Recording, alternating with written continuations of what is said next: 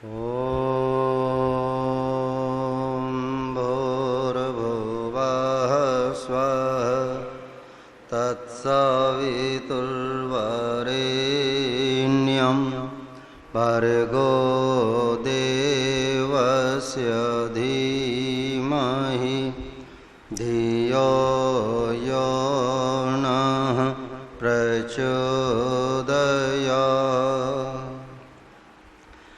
प्राणप्रदाता संकटत्राता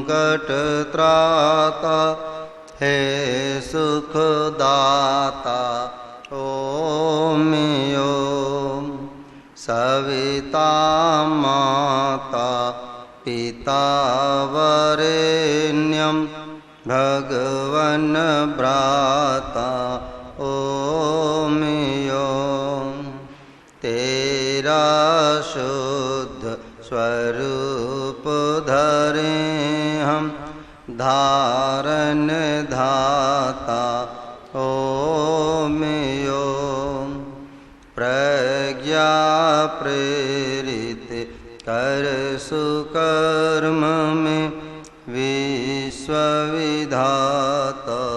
ॐ ॐ। समादरणीय आर्य बंधुओं, माताओं, बहनों, आज ऋग्वेद के मंत्र का चिंतन कर लें। ऋग्वेद में एक मंत्र आया है, ओम ये युध्यन्ते प्रधनेषु सूरासो ये तनूतयज्जः ये वा सहस्रदक्षिणाः तामर्चिदेवापि गच्छता। इसका शीर्षक है युद्ध वीर और दान वीर दोनों देश के आभूषण होते हैं। हमारा राष्ट्र इन दो आभूषणों से सुसज्जित होना चाहिए। संसार में जितने भी राष्ट्र हैं उन राष्ट्रों का मुख्य कड़ी कहा जाए तो युद्धवीर और दानवीर होते हैं और इनकी चर्चा जग प्रसिद्ध है।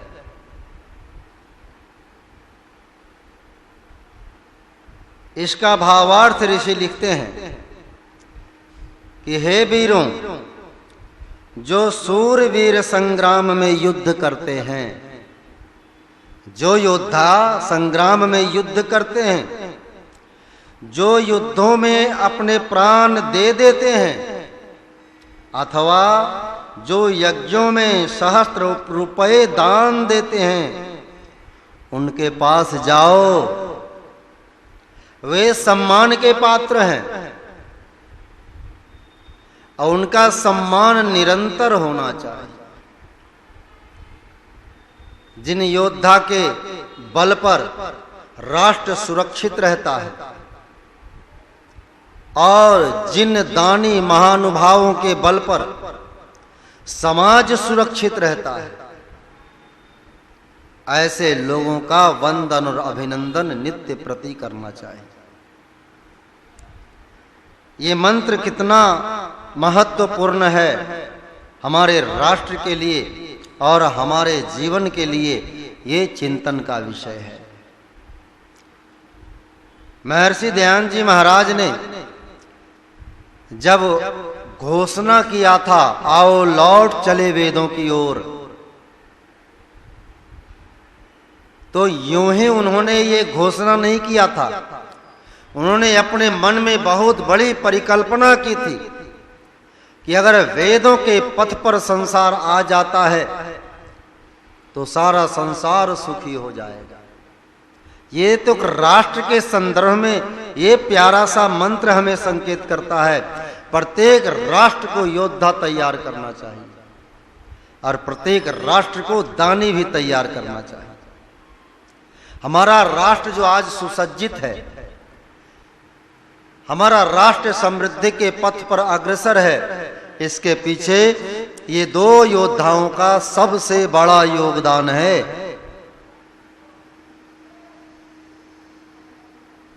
इसका उदाहरण अनेक हैं, अनगिनत हैं। आप बड़े बड़े राजे महाराजाओं के जब जीवन चरित्र को पढ़ोगे तब ज्ञात हो जाएगा, जो योद्धा होता है वही राष्ट्र की रक्षा करता है। रामायण काल में जब यज्ञों का विध्वंस हो रहा था और रावण का आतंक बढ़ता जा रहा था, बाली का आतंक बढ़ता जा रहा था, उस समय भी युद्ध की आवश्यकता हुई, योद्धा की आवश्यकता हुई। और उस समय योद्धा थे नहीं, तैयार किए गए। उस समय के प्रकरण को जब आप पढ़ोगे तो आपको पता चल जाएगा कि राम का निर्माण किया गया, हनुमान का निर्माण किया गया युद्ध करने के लिए।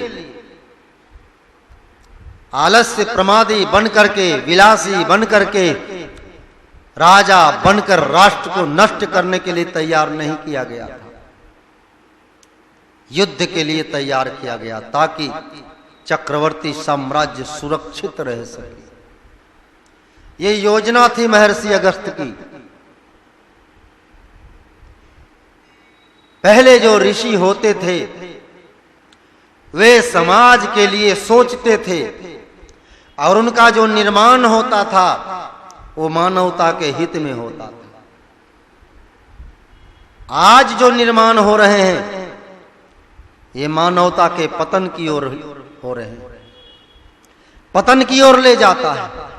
बम बनते हैं, बड़े बड़े हथियार बनते हैं, इससे क्या होता है? अरे अगर एक समृद्ध योद्धा तैयार कर दोगे, निश्चित रूप से हमारा देश मजबूत होगा।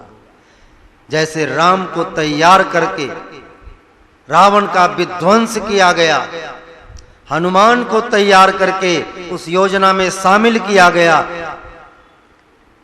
आज भी वही आवश्यकता है। हमारे जो वीर योद्धा हैं उनका सम्मान करना होगा और वीर पैदा करना होगा।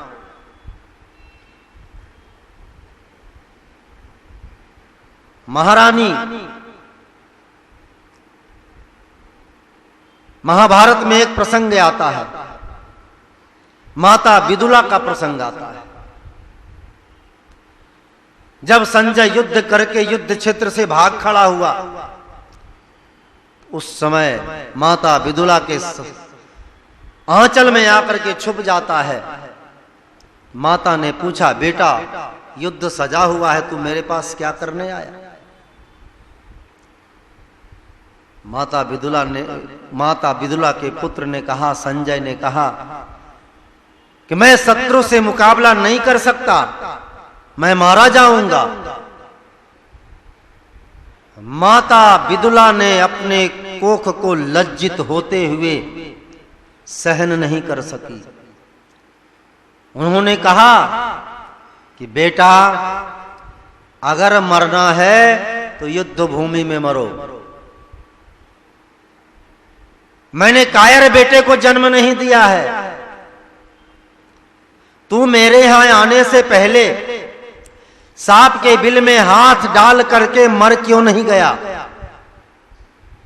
ये कायराना चेहरा लेकर मेरे पास कैसे आ गया तू? मैं ऐसे पुत्र की कल्पना नहीं की थी, तूने मेरे कोख को लज्जित किया है। अभी भी थोड़ी सी मानवता बची है तुम्हारे अंदर, तो जाओ युद्ध करो और वीर गति को प्राप्त करो। मुझे तुम जैसे पुत्र नहीं चाहिए। माता के इन वचनों को सुनकर संजय के मन में उत्साह पैदा होता है, वीरता का संचार होता है और मां से आशीर्वाद लेकर के पुनः संजय युद्ध क्षेत्र में जाता है और विजय प्राप्त करता है। ऐसे वीर पुत्रों को जन्म हमारी माताओं ने दिया है।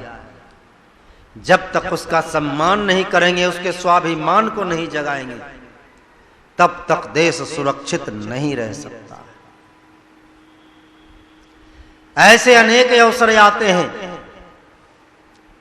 जब हमारी माताओं ने अपने पुत्रों को वीरता का संदेश दिया और उसकी अस्मिता की रक्षा की। यहां तक इतिहास बताता है कि जब पति युद्ध लड़ रहे होते हैं और वे अपनी पत्नी से आसक्त होकर विचलित होने लगते हैं, तो पत्नी भी उसे वीरता का संदेश देती है, अपने प्राणों की आहुति देकर।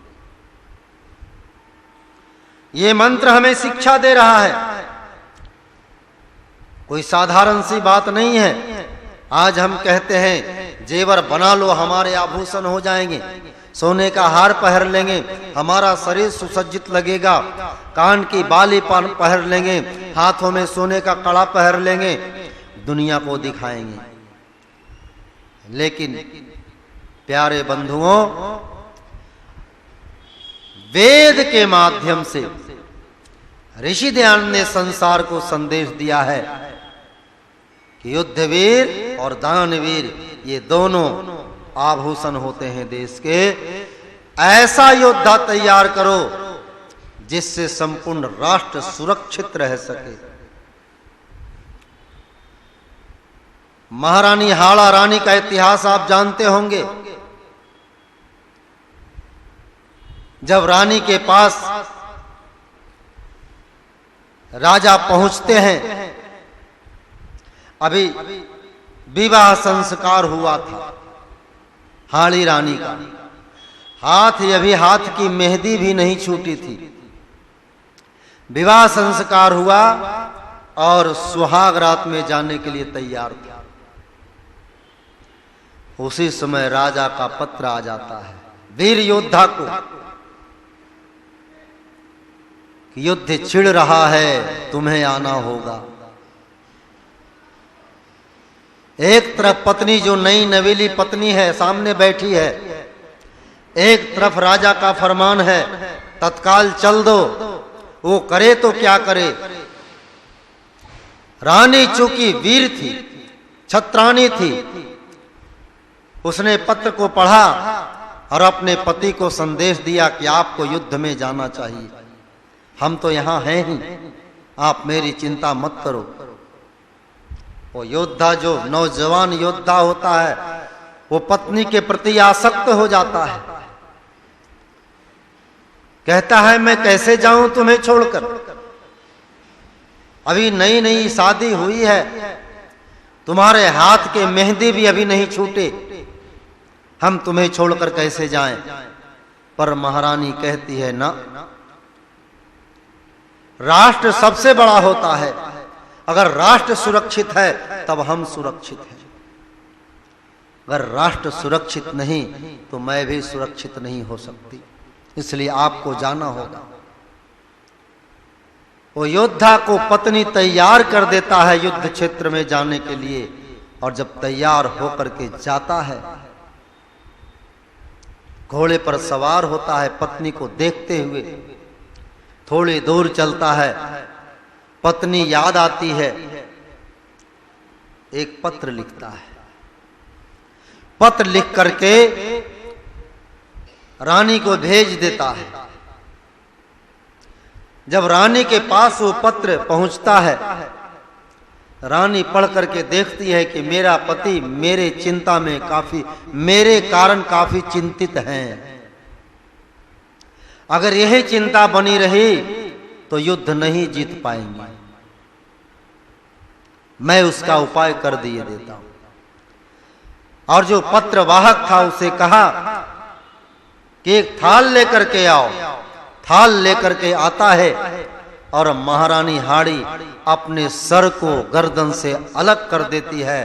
पहले संदेश देती है ये सर ले जाकर के मेरे पति को दे देना, उसके बाद देखना युद्ध कैसे जीता जाता है। वो पत्रवाहक ने वैसा ही क्या किया, रानी हाड़ी का कटा हुआ सर लेकर के गया और उस योद्धा को दिया। देखा ये तो मेरी पत्नी का सर है। उसने उस पत्नी के सर को अपने गले में लटकाया और तैयार हुआ युद्ध के लिए, और युद्ध में इतना बड़ा संग्राम किया कि वो विजय को प्राप्त। यह इतिहास हमारे देश का है। महिलाओं ने भी अपने क्षमता के झंडे गाड़े, बड़े बड़े सुरमाओं को भी समरांगन में पछाड़े। तो जो युद्ध वीर होते हैं वे अपने जीवन की परवाह नहीं करते, वे हमेशा निरंतर लगे रहते हैं राष्ट्र की रक्षा में, धर्म की रक्षा में। इसलिए ये मंत्र हमें प्रेरणा दे रहा है, हम भी योद्धा बने। जीवन एक संग्राम क्षेत्र है और यहां योद्धा बनना ही पड़ता है। चाहे समाज को चलाने की बात हो, चाहे राष्ट्र को चलाने की बात हो, योद्धा बनना पड़ता है। और जो योद्धा नहीं बनेगा वो कभी भी जीवन को कुशल पूर्वक संचालन नहीं कर सकता। युद्ध में प्राण देने वाले संसार में अमर हो जाया करते हैं। ये याद करो, अंग्रेजों के जमाने में जब औरंगजेब यहां का अंतिम मुगल शासक बना, औरंगजेब का अत्याचार जब बढ़ा था, उस समय 3 वीर योद्धाओं ने औरंगजेब के नाक में नकेल कसा और उसके साम्राज्य को तहस नहस कर दिया। उसके बाद मुगलिया साम्राज्य कभी उत्थान नहीं किया।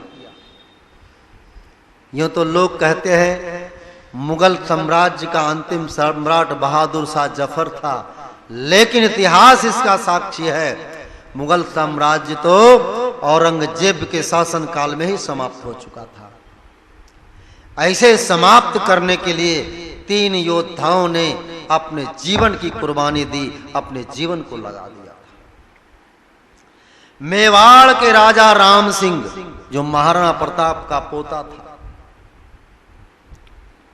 उस योद्धा ने औरंगजेब के छक्के छुड़ा दिए।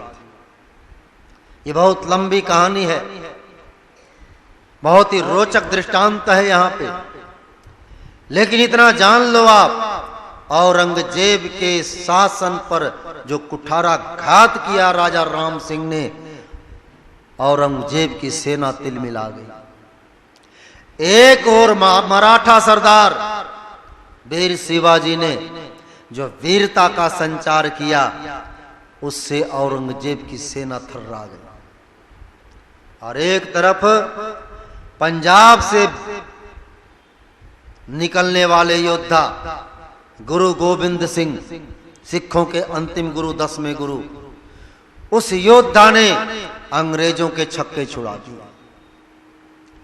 ये जब 3 प्रकार से, 3 तरफ से 3 महायोद्धाओं ने जो युद्ध किया, जो वर्षों से चली आ रही मुगलिया सल्तनत को तबाह कर दिया, नष्ट भ्रष्ट कर दिया। ऐसे ऐसे युद्ध वीरों ने देश को सुरक्षित रखा और देश की अस्मिता को बचा के रखा। इसलिए ऋषि दयानंद कहते हैं ये हमारे देश के आभूषण है। योद्धा हमारे देश के आभूषण होते हैं, श्रृंगार है, इसे सुरक्षित रखना सीख। आज के वर्तमान समय में आप कल्पना कीजिए, अगर सेना नहीं हो तो क्या देश सुरक्षित रह सकता है? अच्छा, आजादी के समय में 1938, 35, 47 के आसपास, आजादी से पहले, क्या आजादी अहिंसा से मिली है? आप इतिहास को पढ़ो। यह इतिहासकार लिखता है कि नेताजी सुभाष चंद्र बोस ने जो फौज खड़ी की थी, आजाद हिंद फौज, और 1945 में ही उस फौज ने इतनी बड़ी ताकत तैयार कर ली थी कि अंग्रेज हुकूमत ने यह निर्णय ले लिया था कि हमें भारत को छोड़ देना है, नहीं तो हम यहाँ निस्त नाबूद हो जाए। बहुत सारे विदेशी सरकारें, जापान आदि की सरकारें, रसिया की सरकार और बहुत सारे सरकारों ने सुभाष चंद्र बोस को एक सरकार मान लिया था भारत का, कि भारत का राजा सुभाष चंद्र बोस है। इन्होंने ऐसे ऐसे योद्धा तैयार किए थे जिससे ब्रिटिश हुकूमत घबरा गई, और उसी फौज का परिणाम देश की आजादी है। कोई अहिंसा से आजादी नहीं मिला है, अहिंसा नहीं भूषण है योद्धा का, वह तो साधु संतों का सम्मान सदा होता जग में, बलिदानी बलवंतों का। अरे लोहे से लोहा कटता है, होता कांटे से कांटा दूर, दप दमन दुष्टों का करते, वीर बाकुड़े चकनाचूर। अरमान है यही है योद्धा का, कृपान रहे सबके कर में, लड़े नारियां रणचंडी बन, वैरी दल में खुले समर में। खंडित भारत होवे अखंड, हो जाए सीमा मेरी प्रशस्त, एक बार हम बोल उठे, जय गौरव मैं जय 15 अगस्त। हमें योद्धा बनना होगा। केवल सीमा पर खड़े फौज से हमारा देश सुरक्षित नहीं रह सकता। हमारे अंदर भी राष्ट्रवाद के भाव झलकने चाहिए। बाहर के शत्रुओं से हमारे फौज निपट लेते हैं, लेकिन अंदर जो शत्रु बैठा है छद्मवेश में, उससे कौन निपटेगा? उससे निपटने के लिए भारत के प्रत्येक नागरिक को योद्धा बनना पड़ेगा। और योद्धा बनने के लिए महर्षि दयानंद के विचारों को, वेद के सिद्धांतों को अपने जीवन में स्थापित करना होगा। तब राष्ट्र की सुरक्षा होगी, तब धर्म की सुरक्षा होगी। आज बहुत सुंदर वातावरण बन चुका है देश में। आज स्वाभिमान से हम कह सकते हैं कि सनातन संस्कृति की रक्षा करने वाला आगे बढ़ रहा है, और हमारे देश में इतनी जागृति आई है कि एक व्यक्ति अगर सनातन के खिलाफ बोलता है तो हमारे तरफ से 10 जवाब देने के लिए तैयार है। इसलिए जो वर्तमान वातावरण है, इसको देख करके हम कह सकते हैं कविवर मुसाफिर के शब्दों में, ऋषिराज तेज तेरा चहुओर छा रहा है, तेरे बताए पथ पर संसार आ रहा है, संसार आ रहा है। इति ओम सम शांति पाठ। ओम देव शांति अंतरिक्षं शांति पृथिवी शांतिरापः शांतिरौषधयः शांति वनस्पतयः शांतिर्विश्वे देवा शांतिर्ब्रह्म शांति सर्वगं शांति शांतिरेव शांति सामा शांतिरेधि। ओम शांति शांति शांति। ओम। जो बोले सो अभय। व्याकरण सूर्य गुरुवर विरजानंद की, जगत गुरु महर्षि दयानंद की, भगवान राम की, योगेश्वर कृष्ण की, गौ माता की, भारत माता की। वैदिक ध्वनि। ओ